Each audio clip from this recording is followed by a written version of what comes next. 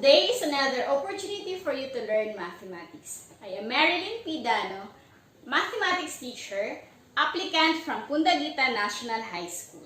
So since you are done with our preliminary activities, which is prayer and checking of attendance, let's have a review first. What did we discuss last time? Yes, Kimberly. Very good. 2 claps to Kimberly, please. The topic that we discussed last time is triangle. So I have here some questions. And I want you to answer this by getting the letter that corresponds to your answer. Again, get the letter that corresponds to your answer. Now, let's have number 1. What do you think is the answer? It is a 3-sided polygon. Yes, Mark. Great. The answer is letter T. It is triangle. Next, number 2. Or 2 claps to Mark, please. Now, what about number 2? Yes, Carlo. Number 2 is letter R, which is angle. Very good. 2 claps to Carlo, please. Now, what about number 3? Yes, Tin. Number 3 is acute triangle. Very good. 2 claps to Tin, please. Okay.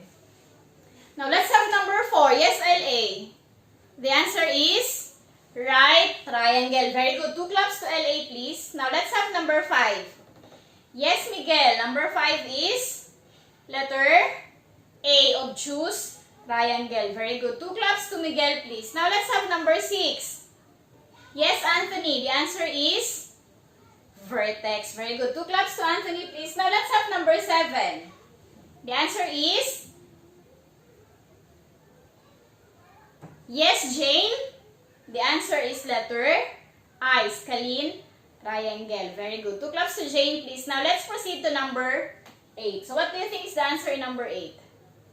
Yes, Jade. The answer in number 8 is, again, come again. Very good. Equiangular triangle. Why equiangular? Because we're talking about angles. Very good. Now, 2 claps to Jade, please. Now, let's have number 9. What do you think is the answer in number 9? Yes, Angel. The answer is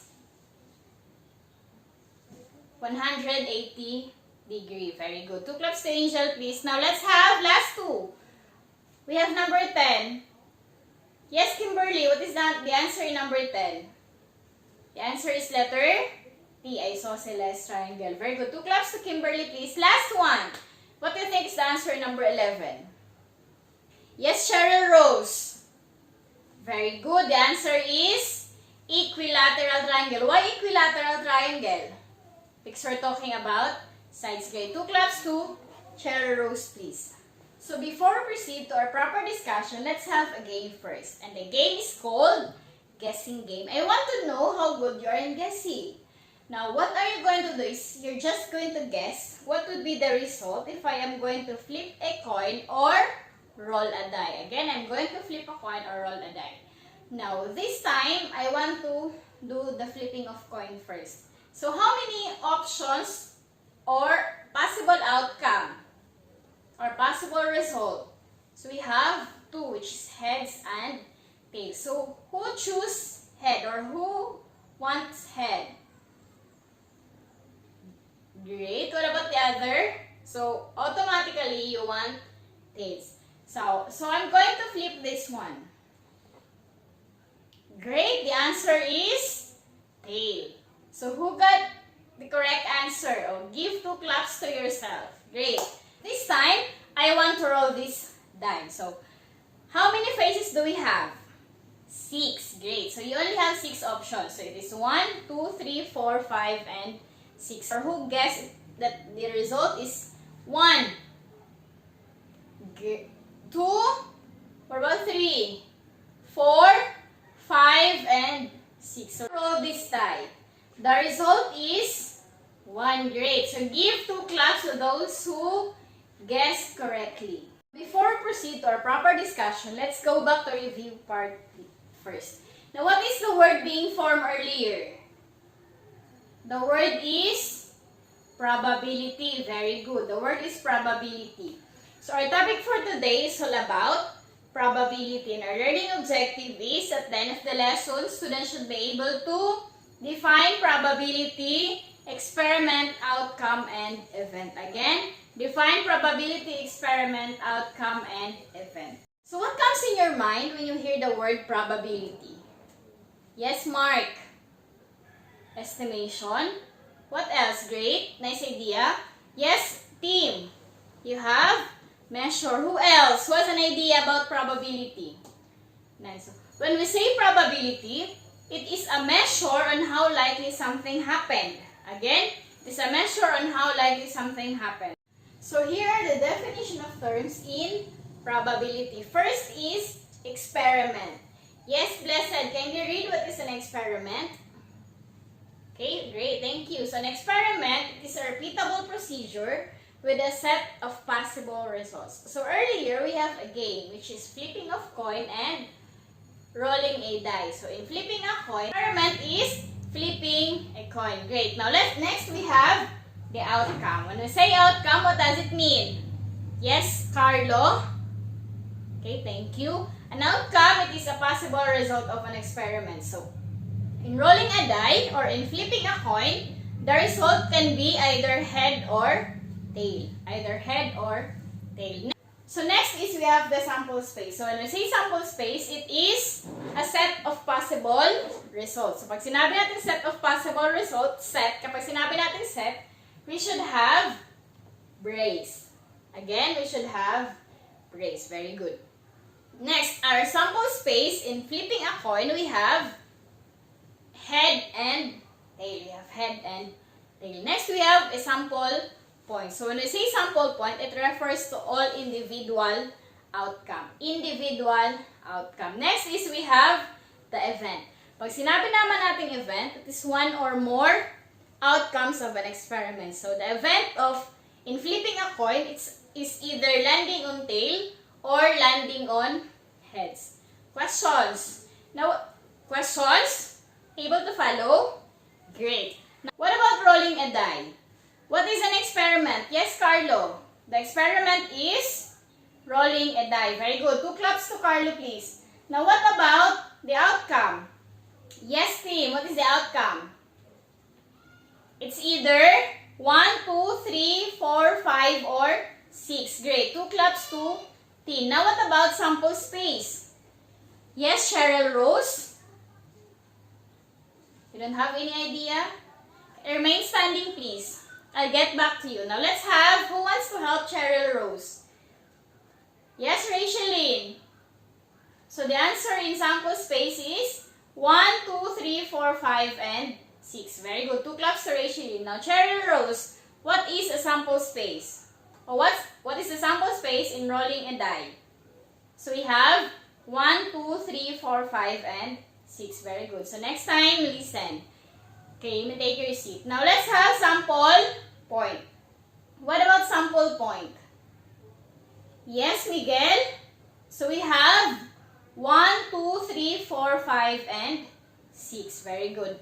2 claps to Miguel, please. Now, lastly, we have the possible event. Kindly give me the possible event. Let's have Miguel. Oh, give me one, Miguel. Landing on 1. Great. What about Mike? Landing on 2. Great. What about James? We have landing on 3. Yes, Kurt? Landing on 4. Yes, Matthew? Landing on 5. Very good. Now, let's have, lastly, we have landing on 6. Great. Questions? None so far. Again, what is an experiment? Yes, Matthew? Great. An experiment, it is a repeatable procedure with a set of possible results. What about an event? Okay, great. Questions? None so far. Now, this time, I want you to answer this one. Direction, determine the experiment, outcomes, sample space, and event. So, I want you to answer this in your notebook. Answer this for 1 minute. And 1 minute starts now. Okay, time's up. 1 minute was done. Now, who wants to answer letter A? Who can give me the experiment? Yes, Joanne. The answer is spinner. A spinner. Very good. So, 2 claps to Joanne, please. Now, what about the outcomes? Yes, Rosalind. Very good. The answer is Blue, red, green, and yellow. Very good. 2 claps to Rosalind, please.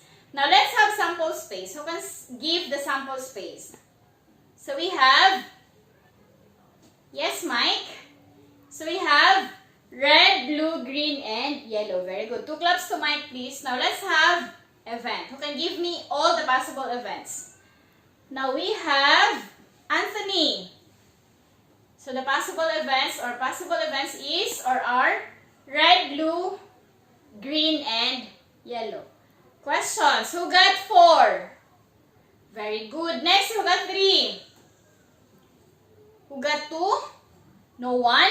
No one got 2? What about 1? Great. All of you got a passing score. Questions? None so far. Now, let's have a group activity. You already know your group, right? Great. And you already know how to go to your group. Great. Again, when I said 1, very good. You're going to stand up. What about 2?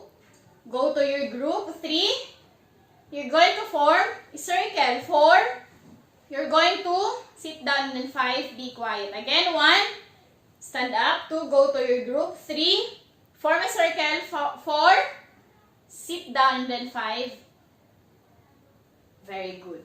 You be quiet. Now, let's have, or I want you to go to your group at the count of 5. Go. 1, 2, 3, 4, 5. Great. Now, this time, before we proceed, so I have here the rubrics. Now, kindly read. How are you going to get 5? What about 4, 3, 2, 1? Questions? Do you have any questions regarding the rubrics? None so far. Great. Now, I have here the problem. I want you to answer this problem in a 1/2 sheet of paper. Again, 1/2 sheet of paper. Question. None so far. Great. So, I want you to answer this for 5 minutes. And 5 minutes starts now. Okay, great. 5 minutes was done. Group 1, are you done? Very good. What about group 2? Very good. Group 3, done? 4, 5. Great. So, I want you to give your paper to your leader and then the leader will give it to me. At the count of 5, you're going to give your papers to your leader. Great. Questions? None so far. So, 1, 2, 3, 4, 5. Great.